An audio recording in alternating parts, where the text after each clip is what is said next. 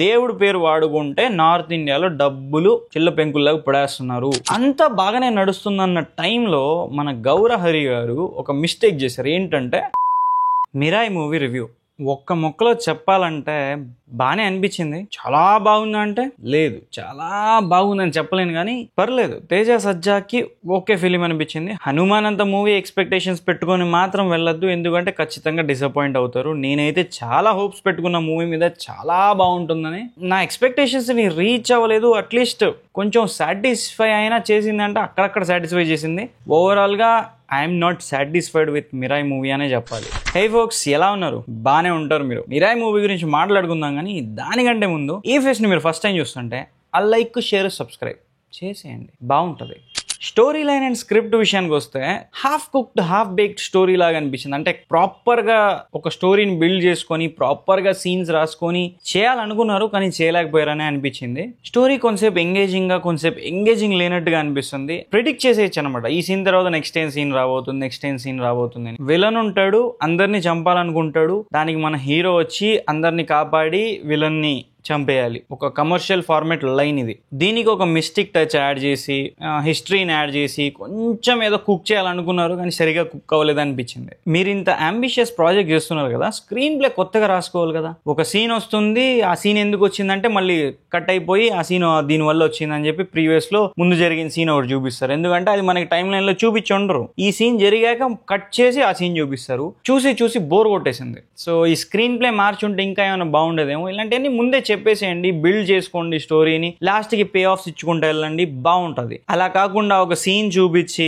ఆ సీన్ ఎందుకు జరిగిందో అని చెప్పి వెంటనే కట్ చేసి ఇదిగో పాస్ట్ లో ఇలా జరిగింది, మళ్ళీ అందుకే ఇలా జరుగుతుందని చూపిస్తే అంత ఇంట్రెస్టింగ్ అయితే అనిపించలేదు, అంత ఇంట్రెస్ట్ ని క్రియేట్ చేయలేదు అనిపించింది. పర్ఫార్మెన్సెస్ విషయానికి వస్తే తేజ సజ్జా మాత్రం 110% ఎఫర్ట్స్ పెట్టినట్టు అనిపించింది. స్క్రీన్ పైన కనిపిస్తుంది, చిన్నది చూపించడానికి కూడా లేకుండా పర్ఫెక్ట్ గా చేసాడు అనిపించింది. అండ్ మంచు మనోజ్ అన్న 100% ఇచ్చాడు క్యారెక్టర్ కి. కాకపోతే స్టోరీలో డైరెక్టర్ 100% ఆ క్యారెక్టర్ కి ఇవ్వలేదేమో అనిపించింది. ఒకటి ఏంటంటే ఆ క్యారెక్టర్ కి ప్రాపర్ పర్పస్ చూపించారు.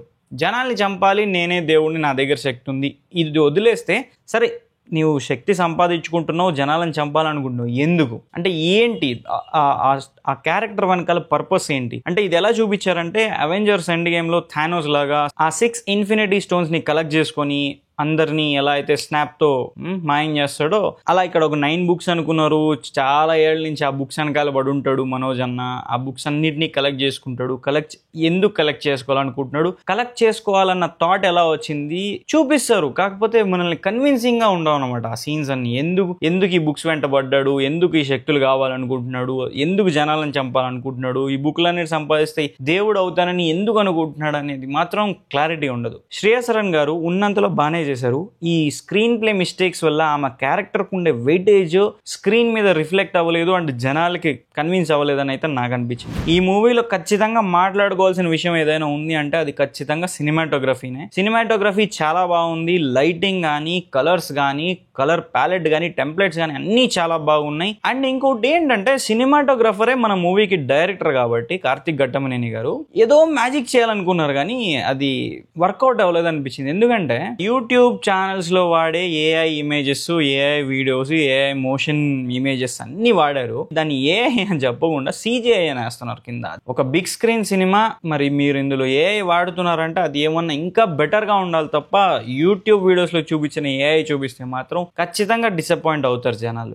ఏ ఇమేజ్ ని, VFX ని ప్లస్ రియల్ ఫుటేజ్ ని బ్లెండ్ చేసి ఏదో చేయాలని చేశారు. దానివల్ల ఏమైందంటే సినిమాలో ఏ ఫ్రేమ్ చూసినా కూడా ఏఐ నుంచి ఇన్స్పైర్ చేసుకున్నట్టు అనిపించింది. అంటే మీరు ఇప్పుడు ఏదైనా ఏఐ ఫోటో జనరేట్ చేసి ఆ జనరేట్ చేసిన ఇమేజ్ నుంచి మీరు ఒక విజువల్ క్రియేట్ చేసినట్టు అనిపించింది తప్ప మీ సొంత క్రియేటివిటీ యూస్ చేసి విజువల్ ప్రెజెంట్ చేసినట్టు అయితే అనిపించలేదు. మూవీ చూస్తున్నంతసేపు నా మైండ్ లో రన్ అయింది ఏంటంటే వీళ్ళు స్టోరీ బోర్డ్ వేసుకోలేదు, స్టోరీ బోర్డ్ ప్లేస్ లో ఏఐ జనరేటెడ్ ఇమేజెస్ వేసుకున్నారు. ఆ ఏఐ జనరేటెడ్ ఇమేజెస్ నే ఫాలో అయ్యి సీన్స్ తీసారు అన్నట్టే అనిపించింది. అండ్ ఈ మధ్య కాలంలో రిలీజ్ అవుతున్న మూవీస్ లో దేవుడి పేరు వాడుకుంటే నార్త్ ఇండియాలో డబ్బులు చిల్ల పెంకుల్లాగా పడేస్తున్నారు, ఇష్టం వచ్చినట్టు ఖర్చు పెడుతున్నారు దేవుడి పేరు చెప్తే అన్నట్టు ఈ మూవీ మేకర్స్ అందరూ తయారయ్యారు.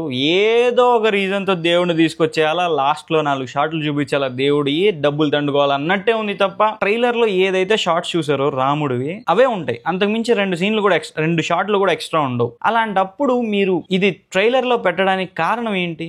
ఖచ్చితంగా నార్త్ ఇండియా మీద ఫోకస్ చేసి నార్త్ మార్కెట్లో డబ్బులు సంపాదించుకోవాలనే తప్ప వేరే రీజన్ అయితే నాకు కనిపించలేదు. ఇంత స్టోరీ మీరు డ్రాగ్ చేసుకుంటా వచ్చి అదన్నారు ఇదన్నారు, మిరాయ్ అన్నారు, విలన్ వస్తున్నాడు, వాడు వచ్చి అందరిని చంపైపోతున్నాడు, సరే హీరో వెళ్ళాడు మిరాయిని తెచ్చుకున్నాడు, అంతా బానే ఉంది. ఫస్ట్ హీరో పడిపోతాడు, తర్వాత లేస్తాడు, ఈ మిరాయ్ అనే ఆయుధం అది కాదు ఇది కాదు ఇది వేరే, దీనికి వేరే చరిత్ర ఉందంటారు, అద్దంటారు, తెస్తాడు, ఒక్క షాట్ కొడతాడు, villain end, cinema end. Next ఏమైంది అనేది ఒక్క అట్లీస్ట్ ఒక 2-3 minutes చూపించుంటే బాగుండేది అనిపించింది. అది అబ్రప్ట్ గా ఎండ్ చేసినట్టు అనిపించింది క్లైమాక్స్ అయితే. పోస్ట్ క్రెడిట్ సీన్ అయితే ఒకటి ఉంది, అది చూడండి. అది చూస్తే మీకు ఇది ఇంకో ఫార్మాట్ అనమాట. ఒకటి దేవుడిని వాడుకోవడం, ఈ రెండోది ఏంటంటే ఈ పోస్ట్ క్రెడిట్ సీన్ లో ఒక పెద్ద హీరోని తీసుకొచ్చి నెక్స్ట్ పార్ట్ కి లీడ్ ఇచ్చేటట్టు. ఎంత కోపం తెప్పించింది అంటే అంత కోపం తెప్పించింది. వర్కౌట్ అయింది విక్రమ్ లో, అన్ని చోట్ల వర్కౌట్ అవుతుంది ప్రతిసారి. ఇదే ఏ సినిమాకి వెళ్ళినా, రీసెంట్ ఏ సినిమాకి వెళ్ళినా ఒక్క పార్ట్ లో స్టోరీ చెప్దామనే ఉండదు. వీళ్ళకి పార్ట్ 1 అంతా డ్రాగ్ చేసుకుంటూ వస్తారు, లాస్ట్ లో ఏదో ఒక ట్విస్ట్ ఇచ్చి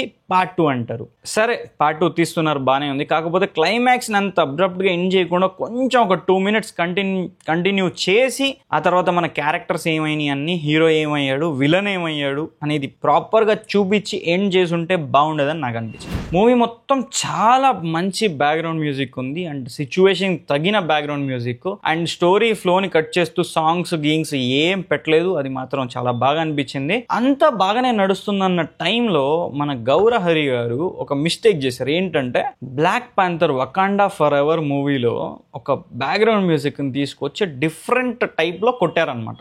అది క్లియర్గా అర్థమైపోయింది. సార్ మీ దగ్గర ఇంత టాలెంట్ ఉంది, ఇంత క్రియేటివ్గా, ఇంత కొత్తగా సౌండింగ్తో అన్నీ బాగానే చేశారు, ఆ ఒక్క సౌండ్ వదిలేసి ఉంటే ఏమైండేది? ఒక చిన్న మిస్టేక్ వల్ల ఇంప్రెషన్ పోయింది. ఎంటర్టైన్మెంట్ వాల్యూ అంటే ఈ మూవీకి విజువల్స్ బాగున్నాయి, సినిమాటోగ్రఫీ బాగుంది, ఆ యూస్ చేసేది మాత్రం బాగలేదు. And Teja Sajja 100% complete hard work కనిపించింది స్క్రీన్ పైన. తేజ సజ్జా కోసం అయితే మూవీ చూడడానికి వెళ్ళండి. నా పర్సనల్ ఒపీనియన్ అడిగితే నాకైతే నేను ఎక్స్పెక్ట్ చేసినంత రేంజ్లో మూవీ లేదనిపించింది. మేబీ వీళ్ళు ఎక్స్ట్రా ఓవర్ ప్రమోట్ చేసి ఏదో ఉంది మూవీలో, ఏదో ఉంది, మీరు ఏదో చూడబోతున్నారని చెప్పి హైప్ పెంచేశారేమో అర్థం కాలేదు.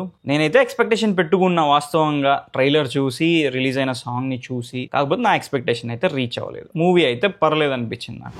ఇది ఫోక్స్ ఇవాల్టి మన వీడియో మీకు నచ్చిందని అనుకుంటున్నాను. వీడియో మీకు నచ్చితే లైక్ చేయండి, నచ్చకపోతే కామెంట్ చేయండి, సబ్స్క్రైబ్ మాత్రం ఖచ్చితంగా చేసుకోండి. Thank you.